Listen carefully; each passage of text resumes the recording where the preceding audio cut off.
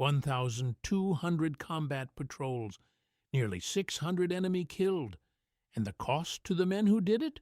1 killed in action, 1 died of wounds, 3 killed by accident, 1 missing. That is not a typo. That is the combat record of the Australian Special Air Service Regiment across 6 years of war in Vietnam. And when the Viet Cong finally captured documents describing what they were up against, the assessment did not read like a military intelligence briefing. It read like a warning passed between frightened men. Do not pursue. Do not engage. Do not enter the areas where they operate unless absolutely necessary. They called them Ma Rung, phantoms of the jungle. And the fear behind that name was not theatrical. It was not propaganda. It was earned, 1 silent patrol at a time, by men who moved so slowly through the green that the jungle itself forgot they were there. But here is the part that most histories leave out. The Americans knew about these men. They watched them prepare. They studied their results. And they could not bring themselves to believe what they were seeing, because accepting the Australian way meant admitting that everything the most powerful military on earth was doing in Vietnam was fundamentally, catastrophically wrong. To understand why, you have to go back to 1962, 4 years before the first Australian SAS trooper ever set foot in Phuoc Tuy province. That year, the United States Secretary of State Dean Rusk sat across from his Australian and New Zealand counterparts at an ONS-US meeting in Canberra and made an admission that would shape everything that followed. American armed forces, he said, knew little about jungle warfare. The confession was startling in its honesty. The United States had the largest military budget in human history. It had nuclear submarines and intercontinental bombers and reconnaissance satellites that could photograph a license plate from orbit. But the generals in Washington did not know how to fight in trees. The Australians did. They had been learning since 1950, when the first Australian battalions deployed to Malaya to fight communist insurgents in some of the densest jungle on the planet. The Malayan emergency lasted 13 years, the longest continuous military commitment in Australian history. 39 Australian servicemen died there. The number seems small against the scale of the Vietnam War, but the lessons extracted from that blood were enormous. In Malaya, Australian soldiers learned that conventional infantry tactics were useless against guerrillas who melted into vegetation the way water soaks into soil. They learned that large units created noise and left trails that any half-trained tracker could follow. They learned that the jungle was not an obstacle to be cleared with firepower. It was a living environment that would conceal you or betray you, depending on whether you understood its rules. The specific lessons were granular and hard-won. In the rubber plantations and mountain forests of Perak, Australian battalions learned to read vegetation the way literate people read text. A bent frond could indicate recent passage.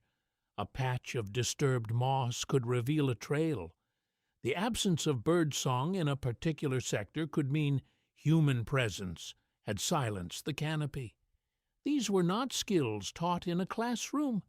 They were absorbed through thousands of hours spent in humid half-light, bitten by leeches, soaked by rain, learning to distinguish the sounds that mattered from the sounds that did not.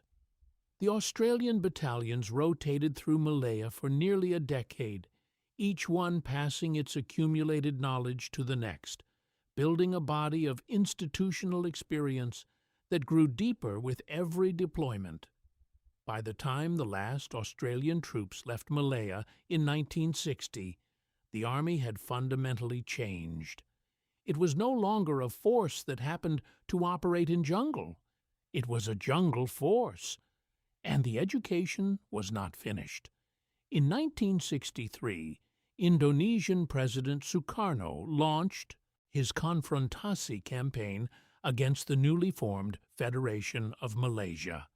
The dispute was territorial and ideological. Sukarno opposed the incorporation of the British colonies of North Borneo, Sarawak, and Brunei into the Malaysian Federation, and he backed his opposition with military force. Indonesian army troops, disguised as Malaysian insurgents, began crossing the border from Kalimantan into Malaysian territory, raiding police stations, military outposts, and population centers. Australia committed infantry, artillery, engineers, and squadrons of the Special Air Service Regiment to the conflict. The terrain in Borneo was among the most demanding on Earth. Dense jungle covered mountainous limestone cut by rivers and ravines with visibility that sometimes shrank to arm's length. The border between Malaysia and Indonesian Kalimantan ran for nearly 1,000 miles through this wilderness. Defending it with conventional forces would have required an army several times larger than anything the Commonwealth could deploy. Instead, the British and Commonwealth forces adopted a strategy built on patrol, ambush, intelligence gathering, and selective cross-border operations. The secret incursions into Indonesian territory were codenamed Claret. They involved sending small numbers of troops, often by helicopter, into remote jungle to gather intelligence or ambush Indonesian forces before withdrawing without trace. The Australians excelled at this work. SAS patrols operated for days at a time on the Indonesian side of the border, mapping trails, observing enemy positions, and setting ambushes along routes used by Indonesian regulars. The rules of engagement were strict. No evidence of the incursion could be left behind. No bodies, no equipment, no spent cartridge cases.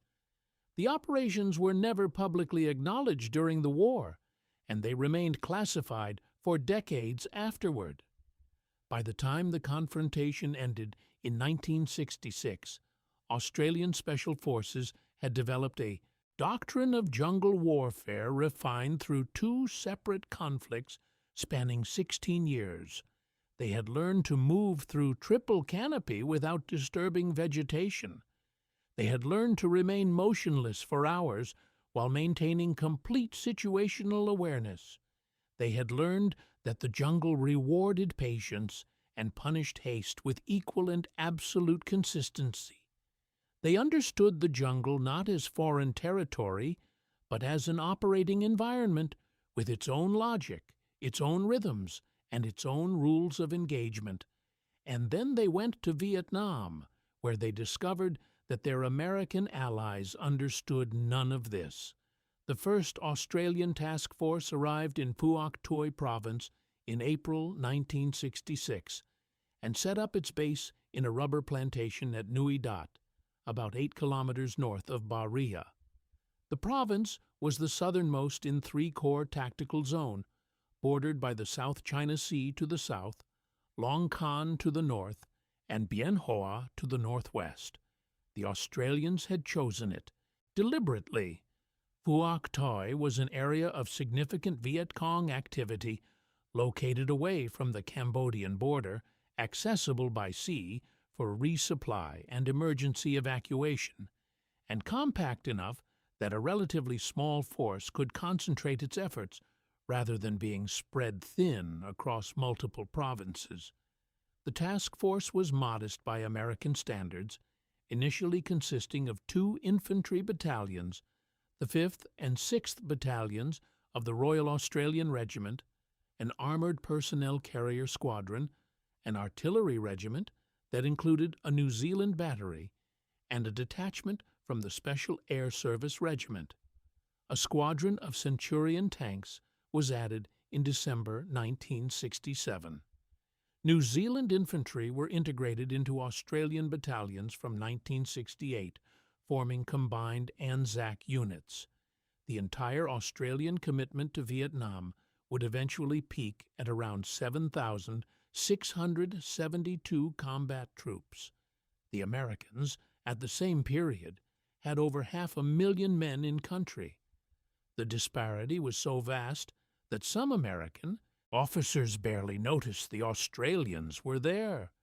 The principal communist forces opposing the Australians were formidable.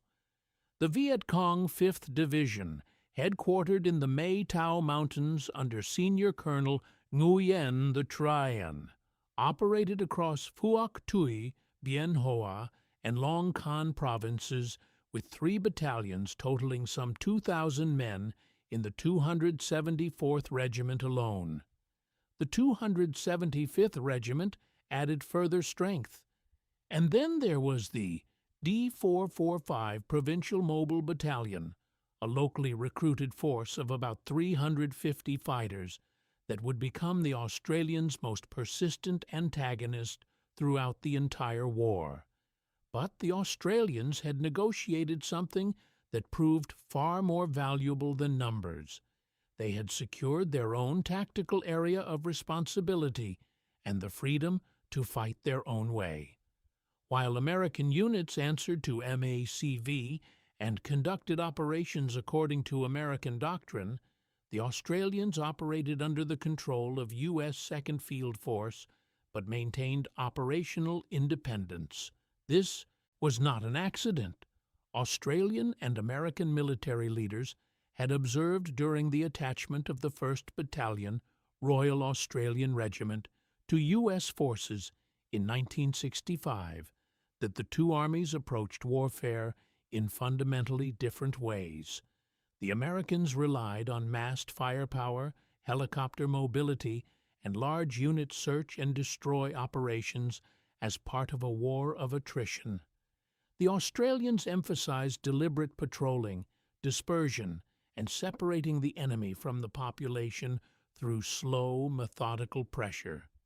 General William Westmoreland reportedly complained that the Australians were not being aggressive enough.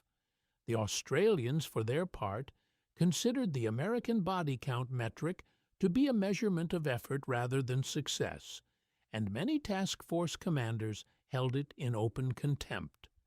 The contrast between Australian and American methods was visible to any journalist or military observer willing to look.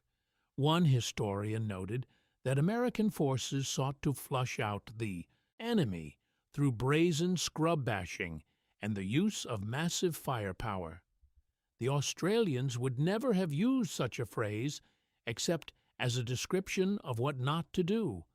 Their approach was the opposite in nearly every respect. Companies patrolled methodically, searching villages without destroying them, setting ambushes on likely enemy routes, and building a picture of enemy activity through patient, accumulated intelligence rather than violent contact. The goal was not to generate body counts. It was to make Phuoc Tuy province untenable for the enemy by slowly, relentlessly squeezing the space in which he could operate. Within this independent Australian framework, the SAS operated as the eyes and ears of the task force. 3 Sabre squadrons rotated through Vietnam on year-long deployments between 1966 and 1971. At any given time, the SAS contingent in country consisted of roughly 100 to 150 men. Their official mission was reconnaissance, observing enemy movements, locating base camps, monitoring supply routes, and reporting intelligence back to the task force commander. But the SAS did not merely observe.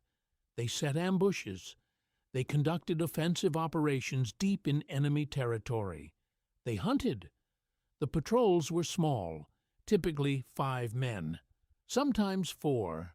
Occasionally, for specific operations, 2 5-man patrols would combine into a 10-man fighting element, but this was the exception. The standard insertion method was helicopter, with the patrol dropped into a landing zone and then moving on foot into the operational area. Once on the ground, the patrol entered a world governed by different physics than anything the Americans practiced. They moved slowly, not cautiously, not carefully, slowly in a way that redefined the word. Australian patrols in Vietnam advanced at a pace that could take an entire day to cover a single kilometer of jungle. A journalist named Gerald Stone, who accompanied Australian soldiers in 1966, described the experience of trekking through jungle with them as frustrating. Patrols took as many as 9 hours to sweep a single mile of terrain. They moved forward a few steps at a time, stopped, listened, then proceeded again.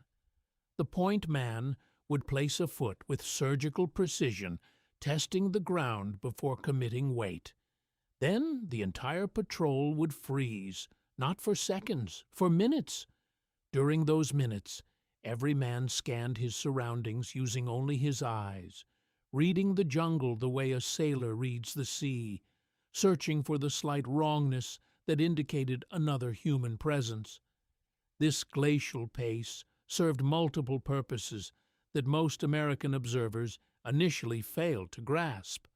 First, it eliminated noise. A patrol moving at 2 or 3 kilometers per day, which was standard American pace, created a constant low-level disturbance, snapping twigs, rustling vegetation, subtle vibrations transmitted through root systems. Viet Cong listening posts were specifically trained to detect these signatures. They could identify the particular cadence of Western soldiers moving through brush. They had studied the sound for years. A single broken branch could compromise an operation, trigger an ambush alert, or bring a tracking team to your trail within hours. At Australian speeds, the disturbance was functionally zero. The jungle soundscape recovered completely between movements. Birds kept calling, insects kept droning, monkeys continued their territorial calls. To an enemy listening post, an area where Australians operated sounded perfectly normal. There was nothing to investigate. There was nothing to report. Second, slow movement transformed the Australians from targets into predators. By spending hours in a state of intense sensory focus, with every man straining to process the information the jungle was offering, Australian patrols could detect approaching enemy fighters from extraordinary distances. A change in insect behavior, a flock of birds suddenly lifting from a tree line, the faintest sound of a sandal on a root, the Viet Cong moving at normal speeds through their own territory with the confidence of men on familiar ground, created exactly the disturbances that Australian troopers had trained to recognize. The hunters became the hunted without knowing it. The Australians would hear them coming, settle into ambush positions with movements practiced so many times they were as reflexive as breathing, and wait with the patience of men who had trained to remain motionless for hours at a stretch.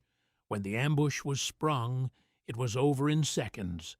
The killing was close, violent, and total. And then silence returned to the jungle as if nothing had happened. Third, slow movement reduced the physical signatures that could betray a patrol's presence. Footprints in soft earth were minimized by stepping on roots and rocks. Trails through vegetation were reduced by moving through natural gaps rather than forcing new paths. When crossing muddy ground, the last man in the patrol would obscure tracks using branches or leaves, erasing the evidence of passage with the care of a craftsman covering his work. These methods added hours to every kilometer of movement, but they made Australian patrols extraordinarily difficult to follow, even for experienced trackers who had spent decades pursuing foreign soldiers through Vietnamese jungle. The Viet Cong, who had tracked French colonial forces with ease, who had followed South Vietnamese army units almost at will, who regularly located and ambushed American patrols, found themselves confronting an absence where an enemy should have been. The tracks simply were not there. The weapons the SAS carried into this environment were as unorthodox as their movement. The standard Australian service rifle was the L1A1 self-loading rifle, a semi-automatic weapon chambered in 7.62 NATO and derived from the Belgian FNFAL. It was a superb battle rifle, accurate to several hundred meters, reliable in adverse conditions, respected by militaries worldwide. It was also, in its standard configuration, too long for the jungle. Australian SAS armorers solved this problem with a hacksaw. They took the L1A1 and cut the barrel off right in front of the gas block, removing the flash suppressor entirely. They filed down the selector mechanism, or swapped in parts from the automatic L2A1 variant to enable fully automatic fire. They fitted 30-round magazines designed for the heavy-barreled support version.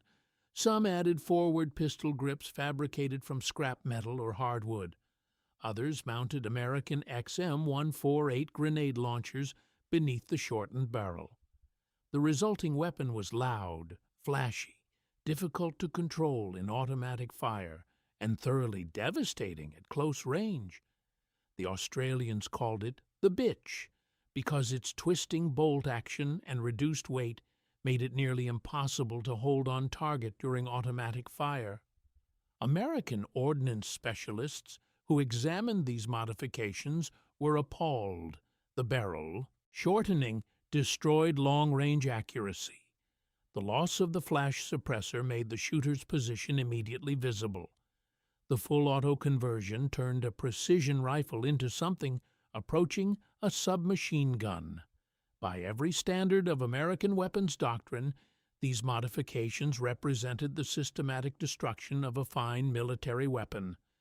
But in the Vietnamese jungle, where average visibility was 15 meters or less, a rifle accurate to 400 meters was carrying capability it would never use. A long barrel snagged on vines and bamboo with every step. Every snag required stopping to free the weapon. Every stop created noise. The shortened bitch slid through vegetation without catching, and at 15 meters, the heavy 7.62 NATO round did not merely wound, it stopped a man cold, punching through the bamboo trunks that Viet Cong fighters used as cover. The American M16, firing its lighter 5.56 round, sometimes passed through human tissue so cleanly at close range that fighters continued advancing for several seconds before collapsing. The bitch did not have this problem. The value of the weapon went beyond lethality. When a 5-man Australian patrol made contact with a larger enemy force, the point man would open up with the bitch on full automatic, emptying a 30-round magazine in a devastating burst of noise and flash. The sheer violence of the initial volley, combined with the deep boom of the 7.62 round, created the impression that the patrol was a much larger force. This was deliberate. Australian SAS doctrine emphasized immediate, overwhelming violence at the point of contact, followed by rapid disengagement. The point man's bitch bought seconds of enemy confusion, and those seconds were the difference between clean extraction and catastrophe. While the weapons drew attention, the deeper Australian advantage lay in something less visible: their approach to intelligence and their understanding of the enemy. Australian SAS briefings referred to Viet Cong capabilities with careful, almost clinical attention. Enemy tactics were studied rather than dismissed. Enemy successes were analyzed for lessons rather than attributed to luck. This was not a philosophical exercise. It had direct tactical consequences. American patrols sometimes walked into situations believing their technological superiority would carry the day. The helicopters, the artillery, the air support, the electronic surveillance, all of it created an assumption of dominance that blunted caution. Australian patrols assumed nothing. They prepared for the worst and regarded any failure of preparation as a potential death sentence. They studied the enemy's patterns, his schedules, his habits, and they used that knowledge to predict where he would be and when. The results were documented in numbers that American commanders found difficult to process. Over their 6 years in Vietnam, the Australian and New Zealand SAS conducted nearly 1,200 patrols.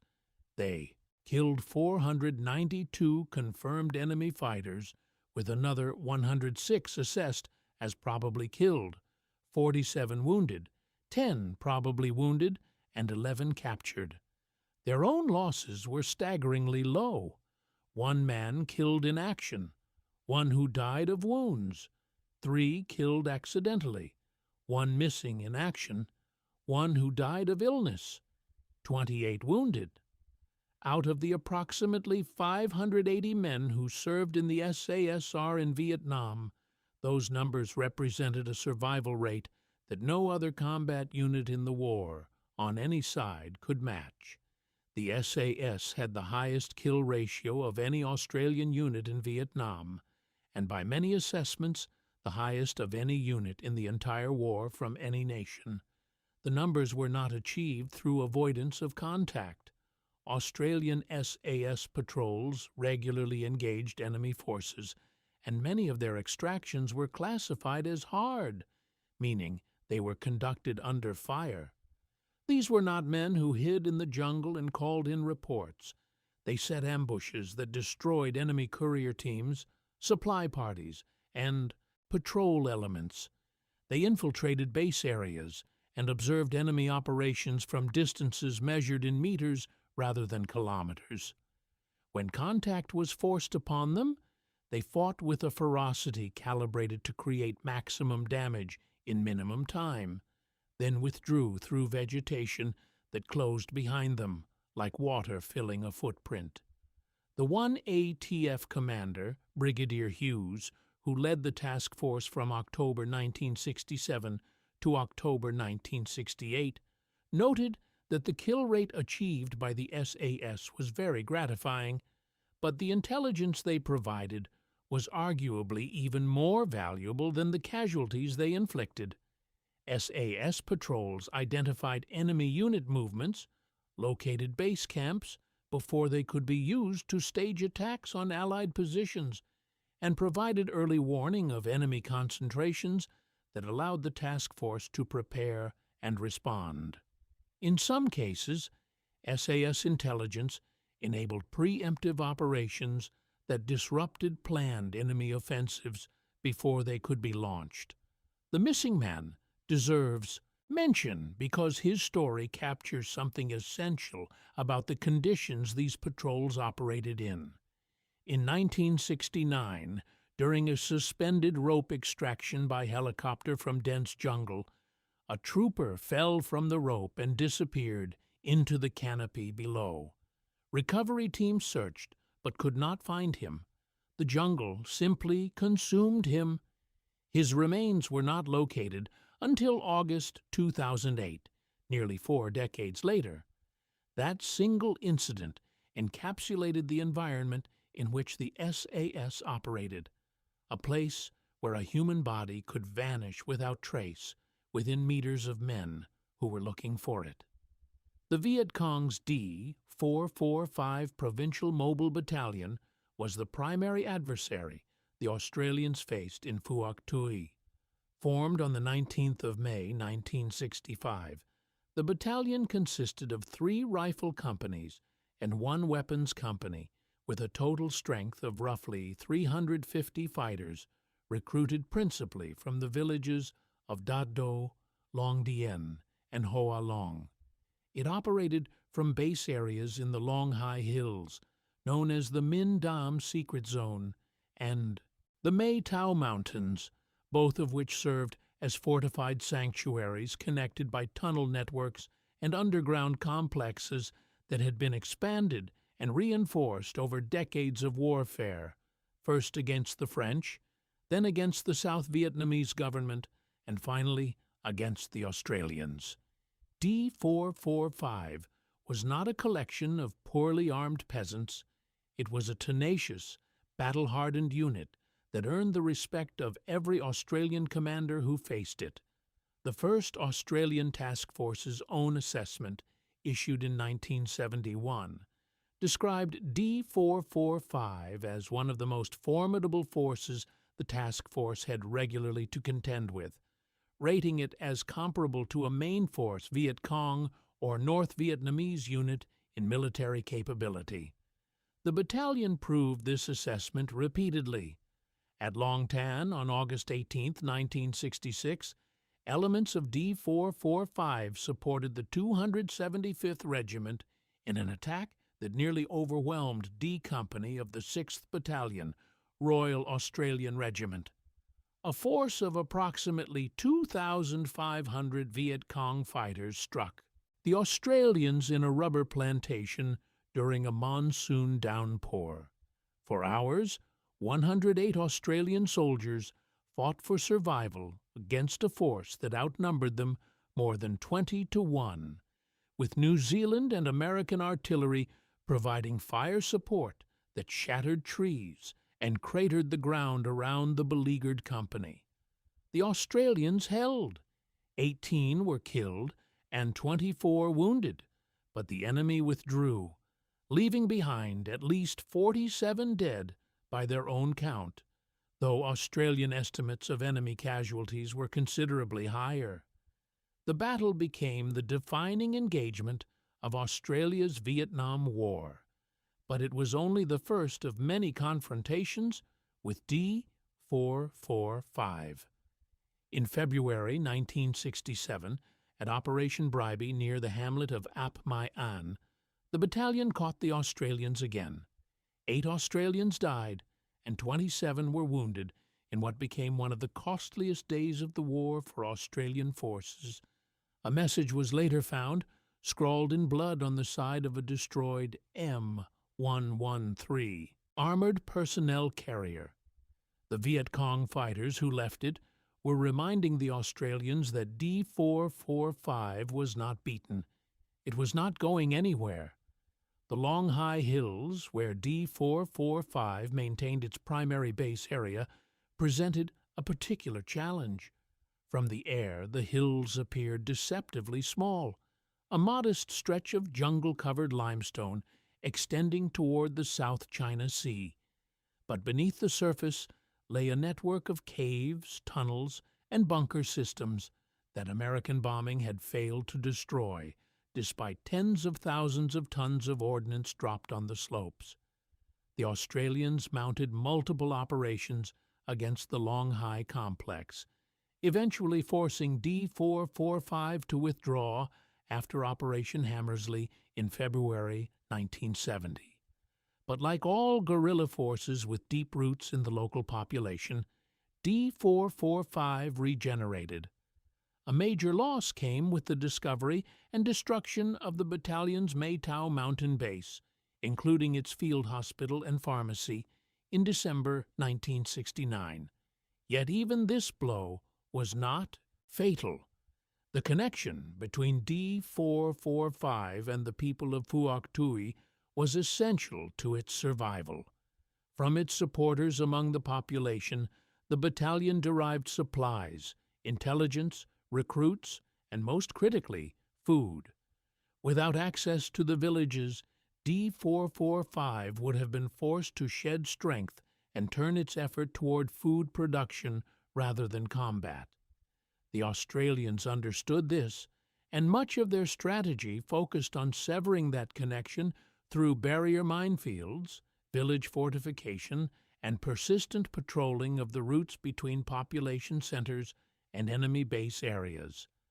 But SAS operations affected D-445 in ways that conventional operations could not. The patrols did not seek to destroy the battalion through attrition.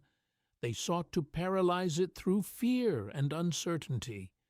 When SAS teams operated in the Maytao Mountains or along the approaches to the long high hills, they gathered intelligence that fed the larger task force operations.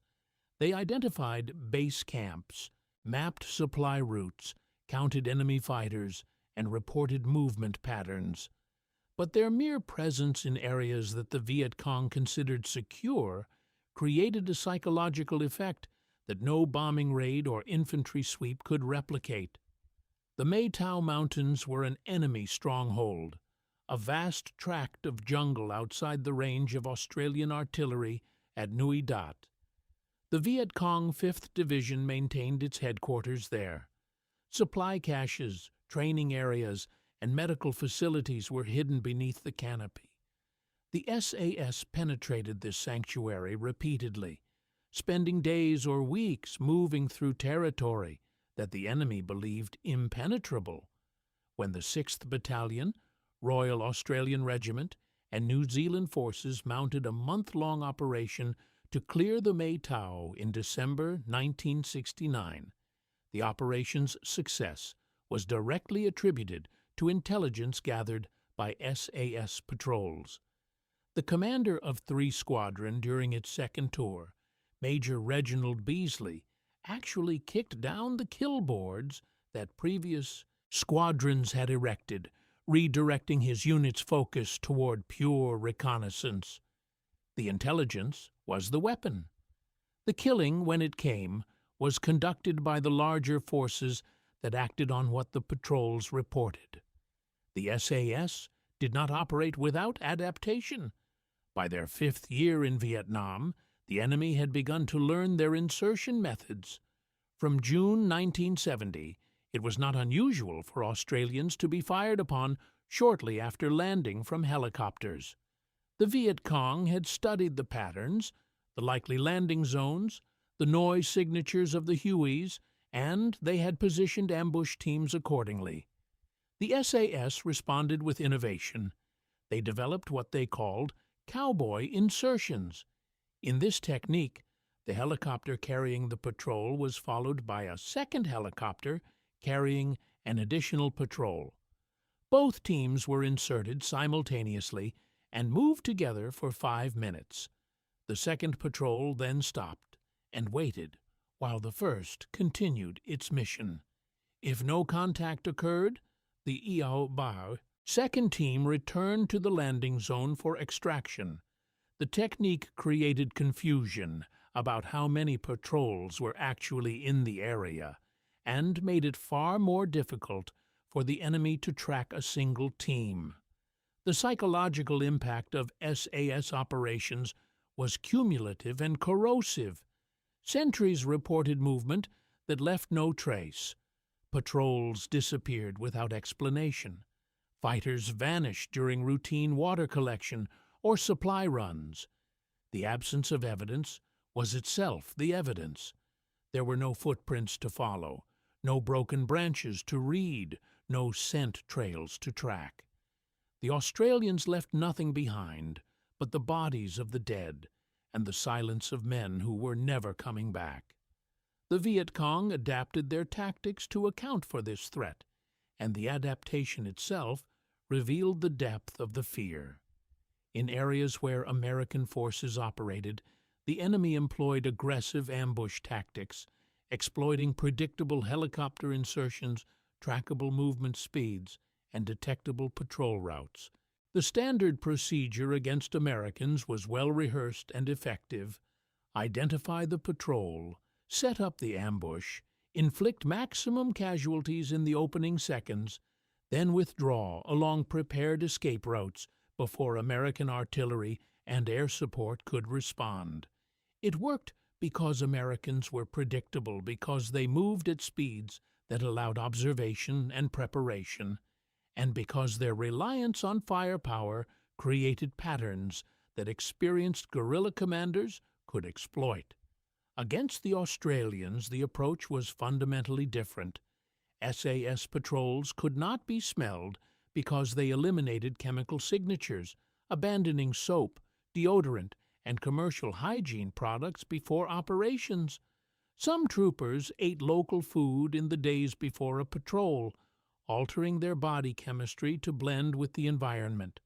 They could not be heard because they moved at a pace that produced no sound distinguishable from the jungle's natural background noise. They could not be tracked because their counter-tracking techniques made visual trail following impossible. Their movement patterns were unpredictable, following no routes that could be anticipated, keeping no schedules that could be monitored. Their patience exceeded anything Western forces had demonstrated in the war. They would sit in a single position for a day, 2 days, 3 days, watching, listening, cataloging everything the jungle told them. The recommended response from Viet Cong Command was stark in its implications. Avoidance. Do not engage unless absolutely necessary. Do not attempt ambush, because the Australians were more likely to detect the trap before entering it than to walk into it unknowingly. Do not pursue, because Australian counter-tracking capabilities made such efforts futile and potentially fatal. If contact was unavoidable, break it off as quickly as possible and withdraw to areas where the Phantoms were not operating. For an enemy that had spent decades perfecting the ambush as its primary tactical instrument, this guidance was an admission of profound vulnerability. The Viet Cong were not merely cautious about Australian forces. They were afraid in ways they were never afraid of Americans. Vietnamese communist military histories offer a revealing perspective on how the enemy perceived Australian forces generally. In several accounts, even regular Australian infantry battalion elements are referred to as Biet Keech, meaning commandos, because Australian infantry routinely operated in section and half-platoon-sized patrols rather than the large formations favored by American units. The Viet Cong did not distinguish between Australian infantry and special forces in the way Western analysts did. To them, all Australians operated with a level of tactical sophistication that warranted the commando designation. The SAS, specifically, were reportedly called Ma Rung, the phantoms or ghosts of the jungle, a term that carried connotations beyond ordinary military respect. It drew on deep Vietnamese cultural traditions of forest spirits and supernatural entities, suggesting that the fear went beyond the rational calculation of military risk into something older and more primal. By 1969, the effect of sustained SAS operations was measurable. Viet Cong activity in areas where Australian forces concentrated was consistently lower than in adjacent American-controlled sectors. Enemy units that aggressively engaged American forces in one area showed reluctance to enter Australian territory. When they did, their behavior changed completely, shifting from offensive to defensive, from aggressive to cautious. The Australians had achieved something that American forces, with all their firepower and numbers, had not managed: psychological dominance over a defined area of operations. The cost of this dominance was paid in currencies that statistics could not capture. The transformation required to become effective in the jungle demanded psychological changes that extended far beyond tactical adaptation, operating at near zero pace for weeks in enemy territory, maintaining constant hypervigilance, suppressing every normal human impulse. These practices left permanent marks on the men who underwent them. Veterans describe the experience as entering a state of pure sensory awareness, perceiving without interpreting, observing without planning, responding without deliberation. This state was tactically invaluable. It made them invisible in ways that physical concealment alone could not achieve, but it was not something that could be switched off when the patrol ended. Post-traumatic stress rates among Australian Vietnam veterans would eventually match or exceed those of their American counterparts, despite the Australians serving in smaller numbers and sustaining far fewer casualties. The same qualities that made SAS operators devastatingly effective in the field made them strangers in their own communities when they returned. They had trained themselves to suppress the emotional openness that human relationships require. They had learned to think like predators, and predators do not easily return to civilian life. The Viet Cong called them ghosts, and there was an unintended accuracy in the name. Ghosts are creatures caught between worlds, neither fully present in one realm nor able to return to another. The Americans knew about the Australian results. Individual American officers studied SAS methods, participated in joint patrols, and wrote detailed recommendations advocating adoption of Australian techniques. American long-range reconnaissance patrol personnel from the 101st Airborne Division trained alongside SAS teams at Nui Dat, accompanying Australian patrols and witnessing methods that challenged every assumption their own training had instilled. Australian SAS instructors helped run the MACV Recondo School and later the Long Range Reconnaissance Patrol Training Wing at the AATTV operated Van Keep Training Center. Some SAS soldiers served on exchange with American Special Forces and worked alongside Navy SEALs and MACV SOG units. The flow of expertise was real, and individual American operators absorbed what they could. But the most telling evidence of the gap between Australian and American capability came from the combat itself. The nature of close-quarters jungle warfare in Phuoc Tuy placed enormous demands on individual marksmanship and small unit discipline. Research into Australian combat effectiveness found that the majority of engagements lasted less than 5 minutes and occurred at ranges under 50 meters. Over 75% of all ambushes and patrol encounters were completed inside 20 minutes. In these brief, violent exchanges, where the enemy held fire until patrols had entered concealed killing zones, the ability to deliver accurate fire instantly and to break contact decisively was the difference between survival and annihilation. SAS patrols were trained for exactly this environment. Their immediate action drills were rehearsed until they were reflexive, capable of being executed in total darkness, in chest-deep water, in vegetation so thick that patrol members could not see each other. The tactical knowledge transferred, but the institutional culture did not.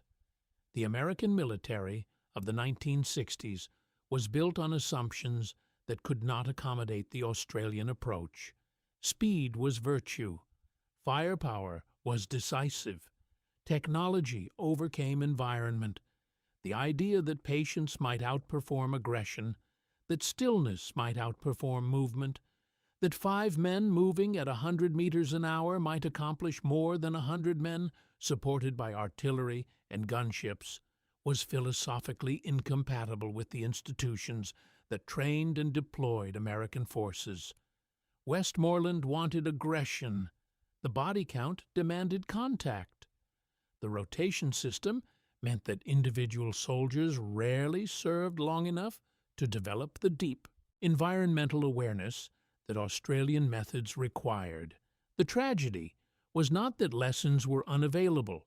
It was that the cost of ignoring them was distributed across thousands of individual casualties rather than concentrated in a single catastrophic event that might have forced reform. Each ambushed patrol was a separate incident. Each detected movement was an individual failure attributable to specific circumstances rather than systemic flaws. The pattern was visible only in aggregate statistics that senior commanders had professional reasons not to examine closely. After the last Australian combat troops departed Vietnam in 1971, the Viet Cong and North Vietnamese forces moved back into Phuoc Tuy. D-445 Battalion, which had been forced from its base areas and reduced in capability, began to regain strength almost immediately by exploiting the vacuum left by the withdrawing Australian and New Zealand forces. The pacification that the Australians had achieved through years of methodical, patient pressure did not survive their departure. This was perhaps the final lesson of the Australian experience, one that applied not only to the SAS, but to the entire task force. Their methods worked, but they required sustained commitment. When that commitment was withdrawn, the results evaporated.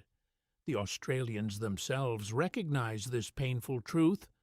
Although the task force had successfully reduced the ability of the enemy to influence and coerce the population of Phuoc Tuy and had afforded the South Vietnamese government a degree of control it had not previously enjoyed, the gains ultimately had little impact on the broader outcome of the war. The final tally of the SAS involvement reflected a unit that had mastered its environment to a degree that remains extraordinary in the annals of modern warfare. 3 Sabre squadrons rotating through Vietnam over 6 tours had conducted 1,175 patrols, with the New Zealand SAS adding another 130. They had operated across Phuoc Tuy, Bien Hoa, Long Can, and Binh Tuy provinces. They had worked alongside American Special Forces, provided instructors to the MACV Recondo School, and helped run the Long-Range Reconnaissance Patrol Training Wing at Von Keep. Individual SAS soldiers had served on exchange with MACVSOG and alongside Navy SEAL teams. The regiment had been the highest killing unit per capita in the entire Australian force in Vietnam, and it had done so while sustaining losses so minimal they seemed almost impossible. The legacy, however, endured far beyond the war itself. When the United States military undertook serious reform of its special operations capabilities in the 1980s, the new doctrine incorporated principles that Australians had demonstrated effective decades earlier: the emphasis on small unit tactics, the prioritization of stealth over firepower, the understanding that cultural adaptation and environmental integration could achieve results that technology alone could not deliver. The modern American Special Operations community, from Delta Force to the expanded SEAL teams, owes a debt to the Australian pioneers who proved what was possible with 5 men, shortened rifles, and the patience to move through a hostile jungle at a pace that made them indistinguishable from the environment itself.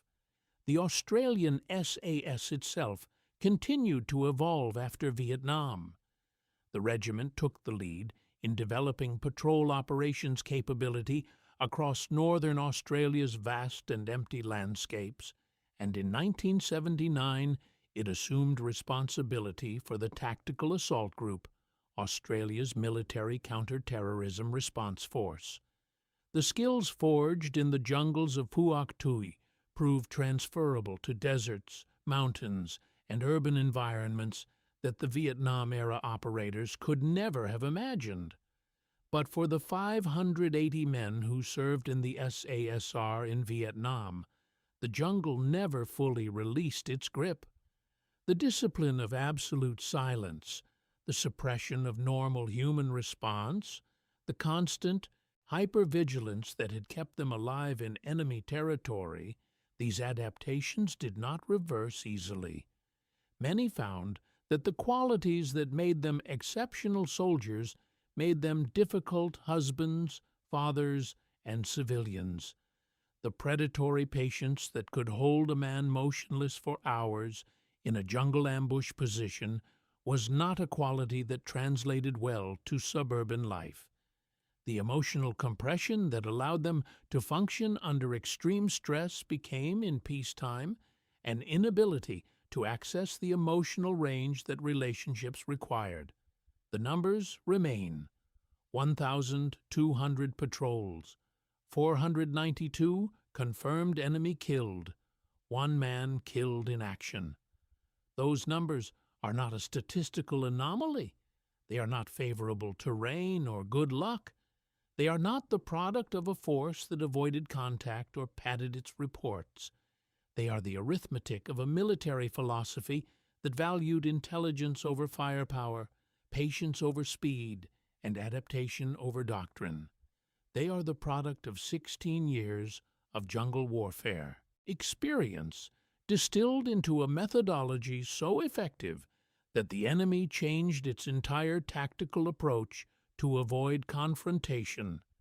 They are the legacy of men who learned their craft in the rubber plantations of Malaya, hunting communist guerrillas through terrain that swallowed visibility at arm's length, who refined that craft in the mountains of Borneo, crossing international borders in secret operations that were denied for decades, who perfected it in the triple canopy forests and rubber plantations of Phuoc Toi Province, where the average engagement range was 15 meters, and the difference between life and death was measured in the discipline of a single footfall.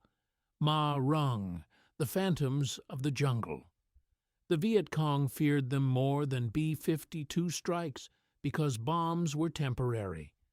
The ground shook, the trees splintered, the craters filled with water, and when the dust settled, you rebuilt your bunkers and repositioned your fighters and continued the war. A B-52 strike was violent, but it was comprehensible. It came from the sky. It followed patterns. You could prepare for it, survive it, recover from it. But the phantoms were permanent. They were in the jungle when you went to collect water at the stream you had used safely for months. They were watching when you changed sentries at the position you thought was hidden. They were listening when you whispered orders in the bunker you believed was secure. You could not hear them. You could not see them. You could not smell them. You could not find their tracks.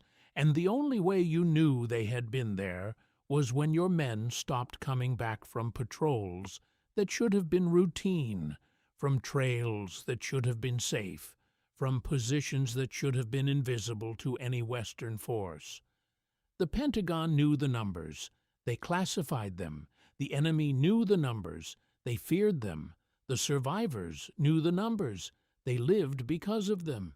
And the men who generated those numbers, the 580 Australians who served in the SASR in Vietnam, they carried them home in silence into a civilian world that did not understand what they had become or what it had cost them to become it.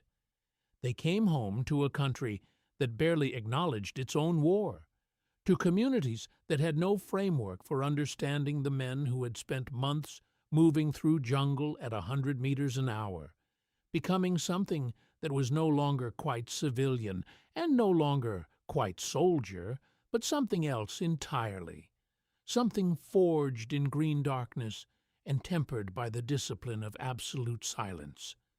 That is the story of the jungle ghosts, not just what they did, but what it took and what it left behind. The tracks they never left in the mud of Phuoc Toi Province are still there, invisible like the men who made them, and the lessons they taught are still waiting more than 50 years later for anyone willing to learn them.